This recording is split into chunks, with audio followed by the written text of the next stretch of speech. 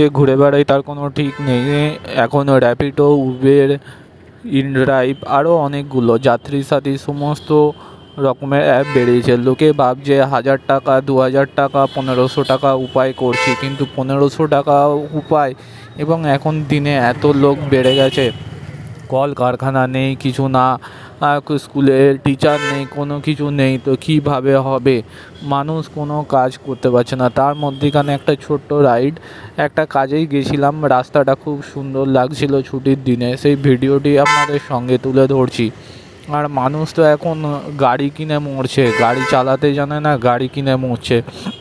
সে মেয়েই হোক ছেলেই হোক, গাড়িটা এখন হয়ে গেছে ফ্যাশন সবার কাছে। আর এখন ব্যবসা করব কি খাওয়া দাওয়া করব কি অন্য কিছু করব, কারোর ধৈর্য নেই। সব কিছু ধৈর্য এবং নানা রকমের সমস্যার ওপর নির্ভর করে। হাজার লোকে হাজার রকম কাজকর্ম সব কিছু করছে, কেউ ভালো, কেউ মন্দ, কেউ খারাপ, সব কিছু হচ্ছে। এগুলোর মধ্যে দিয়ে আমাদেরকে বেঁচে থাকতে হবে এবং বেঁচে থাকার উপায় খুঁজে বের করতে হবে, এই বলে ভিডিওটি তৈরি করলাম।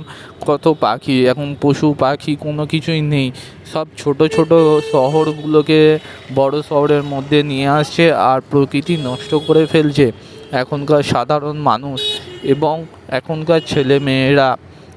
কি আর বলবো, তার মধ্যে আমিও আছি। আমরা 30 বছরে অনেক কিছু দেখেছি আর অনেক কিছু দেখা বাকি আছে।